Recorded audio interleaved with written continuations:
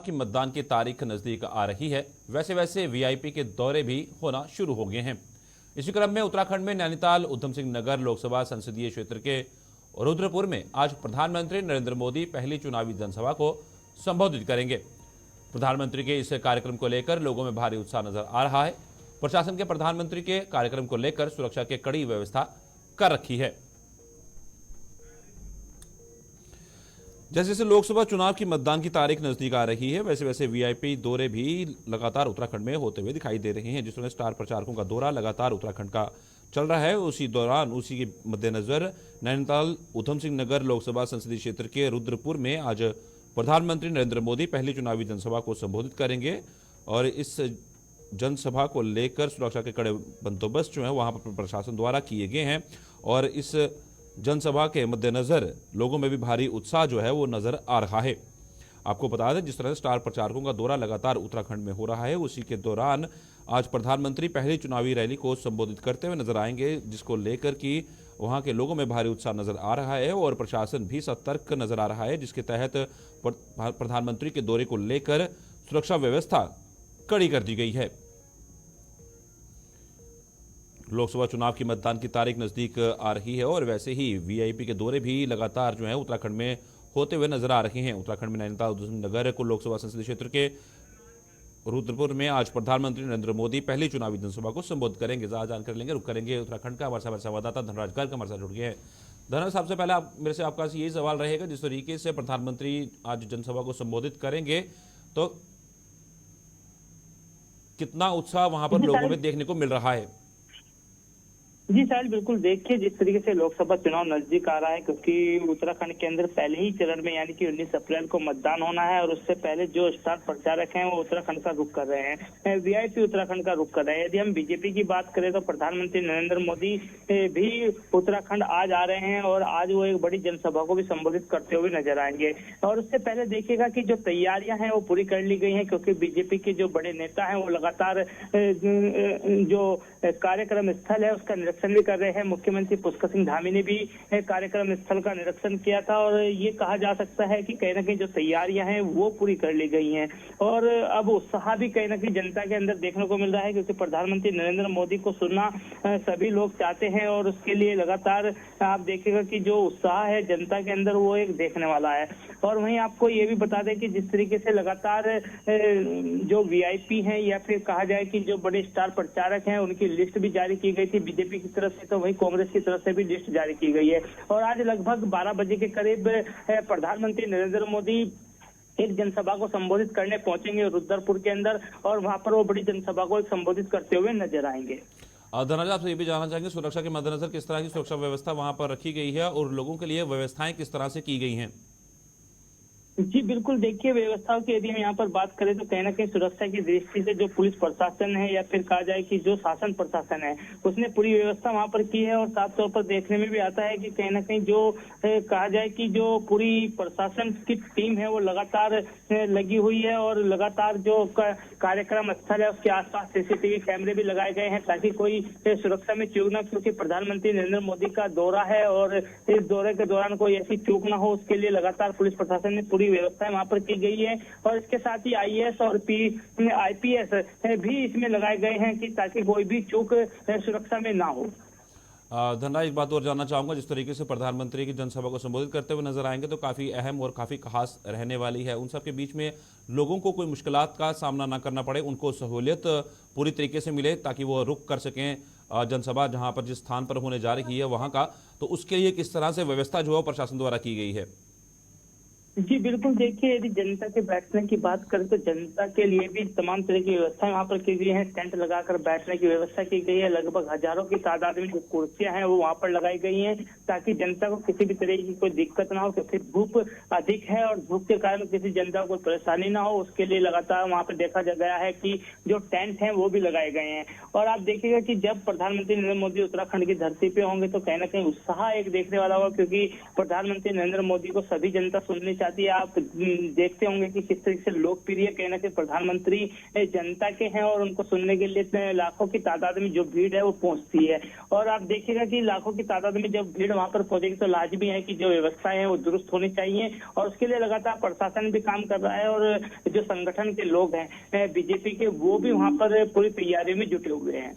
आपसे ये भी जानना चाहूंगा, जिस तरीके से रैली का स्थान जो निर्धारित किया गया है तो वहां से जो पार्किंग की व्यवस्था है कितना दूर है, तो उसके लिए किस तरह से एक व्यवस्था बनाई गई है लोगों को ताकि सहूलियत हो सके उसके लिए? बिल्कुल, देखिए प्रशासन की तरफ से जो पुलिस प्रशासन है या यातायात की जो टीम है उन्होंने पार्किंग की व्यवस्था वहां पर जरूर बनाई है और जो कार्यक्रम स्थल है उससे लगभग 2 किलोमीटर के दायरे में वो पार्किंग की जगह बनाई गई है ताकि कोई भी गाड़ी उस दौरान वहां से ना गुजरे। और आप देखिएगा कि जो रूट डाइवर्ट है वो भी वहां पर किए गए हैं ताकि किसी भी जनता को भी परेशानी ना हो और रैली में भी कोई इस तरीके की कोई बाधा ना पड़े। और आप देखिएगा कि जो पार्किंग की व्यवस्था है वो कार्यक्रम स्थल से लगभग 2 से 3 किलोमीटर की दूरी पर बनाया गया है ताकि जनता आराम से वहां तक पैदल आ सके और अपनी गाड़ियां पार्क कर सकें। और आप देखिएगा कि अब जब प्रधानमंत्री नरेंद्र मोदी उत्तराखंड की धरती पर गरजते हुए नजर आएंगे तो किस तरीके से गरजते हैं और किस कांग्रेस को किस तरीके से निशाना साधते हैं। धनराज, जिस तरीके से 2014-2019 में लोकसभा चुनावों में 5 की 5 सीटें भाजपा की झोली में गई थी, तो क्या लगता है इस बार हैट्रिक मारने की तैयारी की जा रही है और ये रैली उसमें कितना कारगर साबित होगी? जी बिल्कुल, देखिए जिस तरीके से देखा जाए कि जो पिछले चुनाव बीते हैं प्रधानमंत्री नरेंद्र मोदी उसमें प्रधानमंत्री बने थे और उत्तराखंड की 5 ही सीटें कहीं ना कहीं बीजेपी की झोली में गई थी। और अब देखिएगा कि इस बार भी कहीं ना कहीं दावा यही किया जा रहा है कि जो उत्तराखंड की 500 सीटें हैं वो बीजेपी के झोली में ही जाएंगी और इससे कहीं ना कहीं तीसरी बार हैट्रिक जरूर उत्तराखंड के अंदर भी लगती आएगी। उत्तराखंड के अंदर ही नहीं बल्कि पूरे देश के अंदर कहा जा सकता है कि तीसरे जो देश है पूरे देश के अंदर हैट्रिक लगती हुई नजर आएगी। बीजेपी की तीसरी बार फिर बीजेपी सरकार बनाएगी ऐसा दावा बीजेपी के नेताओं के द्वारा किया जा रहा है। लेकिन ये देखने वाली बात होगी कि क्या ये हैट्रिक लग पाएगी या नहीं लग पाएगी। लेकिन ये कहा जा सकता है कि जिस तरीके से ये स्टार प्रचारकों की रैलियां की जा रही हैं तो कहीं ना कहीं इससे जरूर बीजेपी को फायदा मिलता हुआ नजर आएगा। धन्यवाद धनराज पूरी जानकारी साझा करने के लिए। जिस तरीके से स्टार प्रचारकों की रैलियां जो लगातार वहां पर आयोजन उनका किया जा रहा है और आज प्रधानमंत्री रुद्रपुर पहुंचेंगे जहां पर एक जनसभा को संबोधित करेंगे। बढ़ते हैं अगली खबर की ओर। अपर मुख्य निर्वाचन अधिकारी विजय कुमार जोगदंडे ने सचिवालय स्थित मीडिया सेंटर में प्रेस ब्रीफिंग करते हुए कहा कि 16 मार्च से अभी तक इलेक्शन सीजर मैनेजमेंट सिस्टम के अंतर्गत राज्य में अभी तक 10 करोड़ 71 लाख मूल्य की जब्ती हुई है। राज्य पुलिस व इनकम टैक्स ने सबसे ज्यादा जब्ती की है। इसके साथ अन्य विभाग भी बेहतर काम कर रहे हैं। ESMS पर सभी एक्टिविटी को दर्ज किया जाता है। राज्य में पूरी सख्ती के साथ आदर्श आचार संहिता का पालन कराया जा रहा है।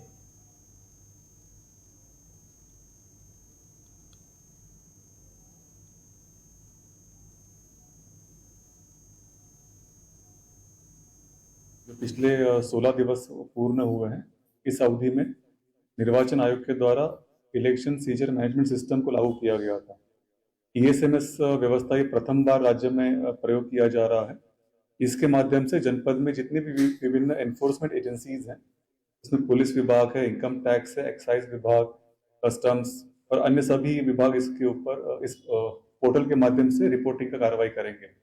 इस पोर्टल पर रिपोर्टिंग प्रारंभ करने के उपरांत जो अब तक की प्रगति है, गत 16 दिवसों में 16 मार्च से लेकर आज तक की तिथि तक 10 करोड़ 71 लाख का सीजर का मूल्य हमको प्राप्त हुआ है। सभी सीजर्स की जो वैल्यू है वो 10 करोड़ 71 लाख है। इसमें जो प्रमुख अच्छा कार्य जिस एजेंसी ने किया है, राज्य पुलिस के द्वारा अच्छा कार्य किया गया है। उनके द्वारा 5 करोड़ 29 लाख का सीजर करने की कार्रवाई की गई है। इसके उपरांत जो सेकंड एजेंसी जिसने अच्छा कार्य किया है उसमें इनकम टैक्स डिपार्टमेंट है, जिन्होंने 4 करोड़ 95 लाख का सीजर करने में सफलता पाई है। इसके उपरांत जो तीसरी एजेंसी है जिनका अच्छा उपलब्धि रहा है वो आबकारी विभाग है, जिनके द्वारा 39 लाख रुपए की सीजर करने में उन्हें सफलता पाई है। यही आंकड़े अगर हम 2019 के लोकसभा चुनाव के मद्देनजर उसको अगर कंपेयर करते हैं तो दोनों का जो कंपैरिजन है उसके आधार पर पुलिस विभाग के द्वारा 2019 में 1 करोड़ 97 लाख का सीजर किया गया था संपूर्ण निर्वाचन अवधि के दौरान, जो कि अभी आज की तिथि तक 5 करोड़ 29 लाख हो चुका है। इनकम टैक्स डिपार्टमेंट में 2019 में 45 लाख रुपए का सीजर करने में सफलता पाई थी।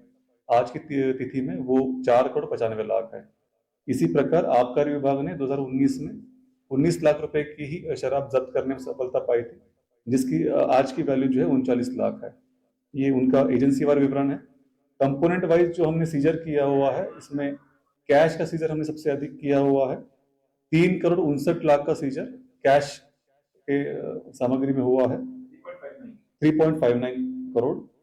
जो नार्कोटिक्स और ड्रग्स और एनडीपीएस आधारित जो मामले उसमें जो सीजर हुआ है, उसका मूल्य 2 करोड़ 55 लाख तक हुआ है। आबकारी के मामले में ये मूल्य जो 1 करोड़ 86 लाख का हुआ है।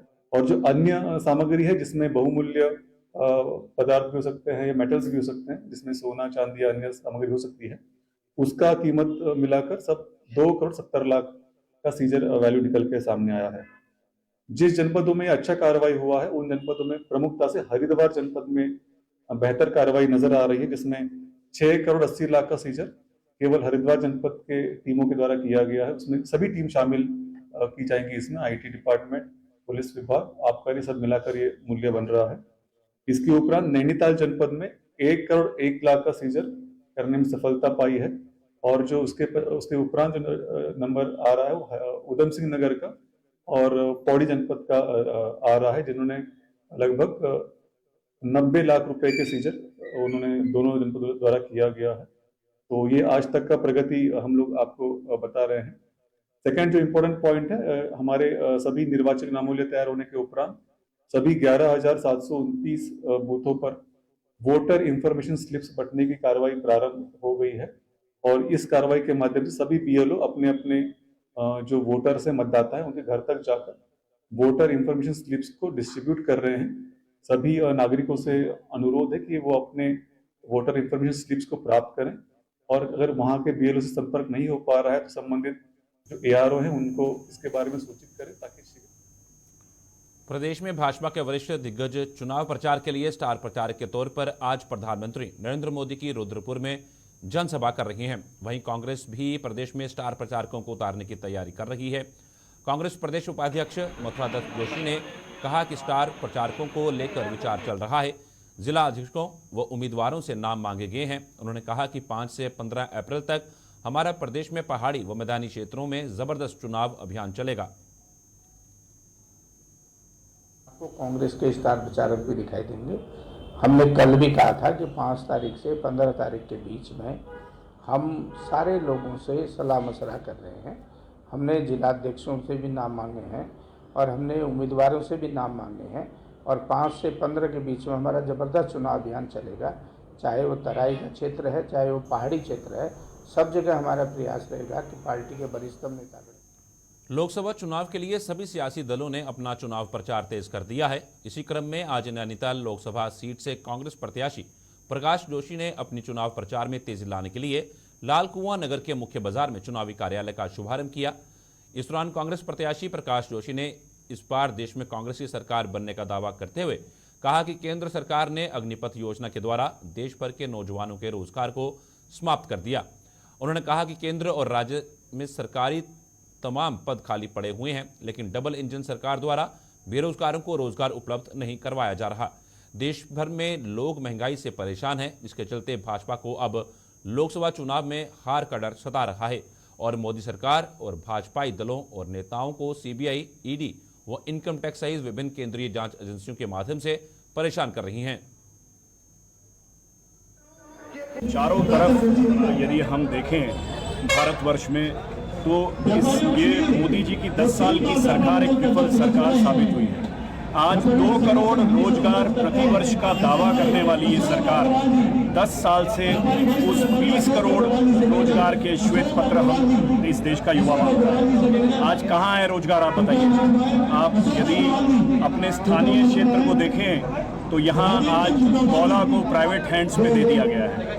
आंध्रा से बुला के किसी को पूरी गौला नदी के खनन को, जहाँ इस प्रदेश के इस विधानसभा क्षेत्र के युवाओं की जीविका हुआ करती थी, उस गौला को आज एक प्राइवेट पीपीपी मोड के माध्यम से दे दिया गया है। सेंचुरी जैसी मिल, जिसके चलते हुए यहाँ पर पर्यावरण को इतना नुकसान होता है, जल को इतना नुकसान होता है, उसमें तमाम बाहर के लोग जो मूल रूप से उत्तराखंड के निवासी नहीं है उनको राजस्थान से बुला के नौकरी दी जाती है। तो कहीं ना कहीं ये हमारे हक मारने का, हमारे हकों के ऊपर प्रहार करने का तौर तरीका है। और भारतीय जनता पार्टी के समय में तो लोकतंत्र को परास्त करने के लिए लगे, और मैं समझता हूं कि ये संज्ञान इस देश की जनता जरूर लेगी। आज देश समझ चुका है कि ये 400 पार सीटों की जो बात करते हैं ये चुनावी जुमला है। इससे पहले भी इंडिया शाइनिंग की बात भारतीय जनता पार्टी ने करी है।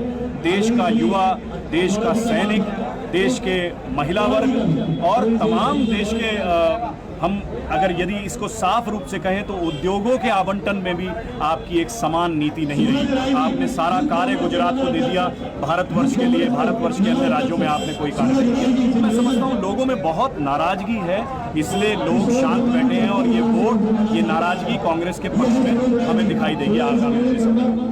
कार्यकर्ताओं में और जो जनता का रिस्पॉन्स है, जनता का जो हमें इस तरह से जो मिल रहा है, रिस्पॉन्स मिल रहा है, तो अपने आप में बताता है कि कांग्रेस पार्टी निश्चित तौर पर एक अच्छे बहुमत से चुनाव जीतेगी। जहाँ तक मुद्दों की बात है, सबसे बड़ा मुद्दा तो भारतीय जनता पार्टी के जो वर्तमान सांसद हैं, पूरे 5 साल उनकी निष्क्रियता, उनकी उदासीनता इस क्षेत्र के प्रति और उनका नकारापन, और वो साबित करने के लिए मुझे कुछ करना नहीं है।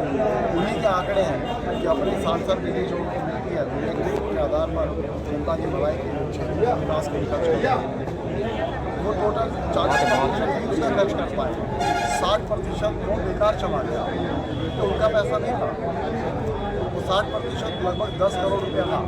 10 करोड़ रुपये में हो सकता है।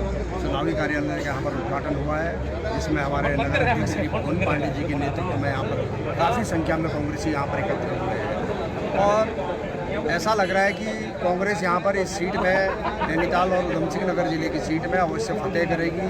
और लालकुआ की जनता भी जो है प्रकाश जोशी जी को अपार जन समर्थन दे रही है, क्योंकि प्रकाश जोशी जी एक युवा हैं, वो कार्यकर्ताओं की लड़ाई लड़ने वाले ऐसे प्रत्याशी कांग्रेस ने दिए हैं जो कार्यकर्ता का चुनाव जीतने के बाद भी पूरा सम्मान करेंगे और कार्यकर्ताओं के हर दुख दर्द में।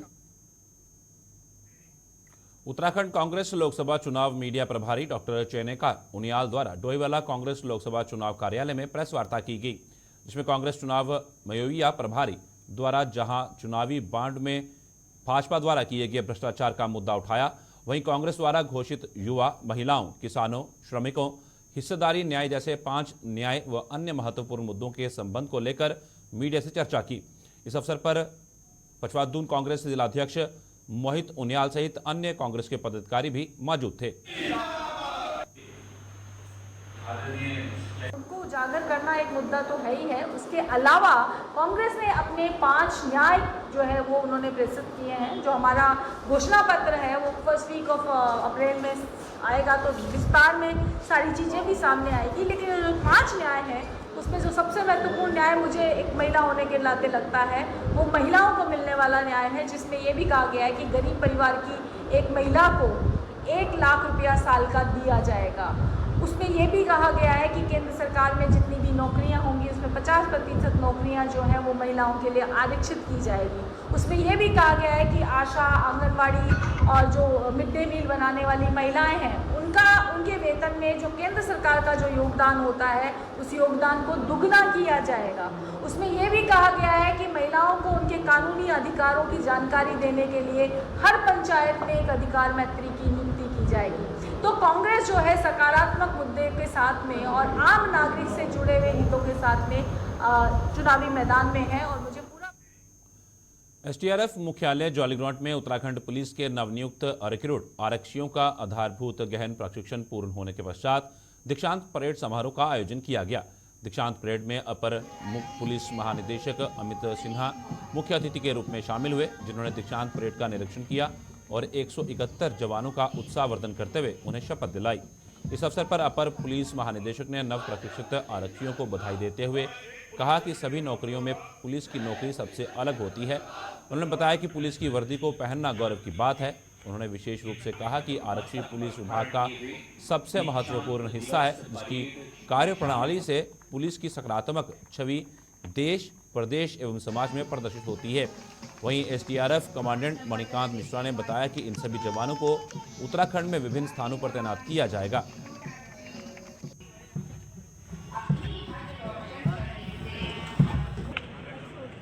देखिए वैसे हमारे यहाँ अब अगर देखा जाए तो वैकेंसी जो चल रही थी, अच्छी बात यह है कि वैकेंसीज हमारी पूरी होने लगी और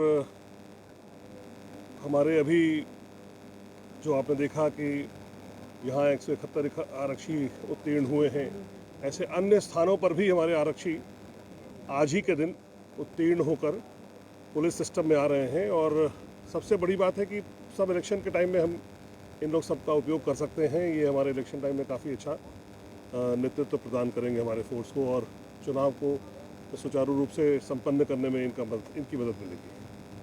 चुनाव के ठीक बाद चावल यात्रा भी शुरू होने वाली है, आप यही कह रहे हैं कि ये चुनाव और उसके बाद की सभी प्रक्रियाओं के लिए हमारे पास जो पुलिस फोर्स में एक बहुत बड़ी कमी थी जो कि अभी दूर हुई है, तो अभी हम लोग चारधाम यात्रा हो या उसके बाद तमाम देखिए आपदा ग्रसित हमारा प्रदेश रहता है, तमाम ऐसे बारिशों के समय में हमें कई बार सेवा का मौका मिलता है पहाड़ों पे, तो उसमें हमारे आरक्षी ये कार्य अपना संपन्न करते हैं। इसमें पूरे उत्तराखंड पुलिस में जो नई नियुक्तियां हुई हैं उसके कारण से जरूर पुलिस बल मजबूत होगा।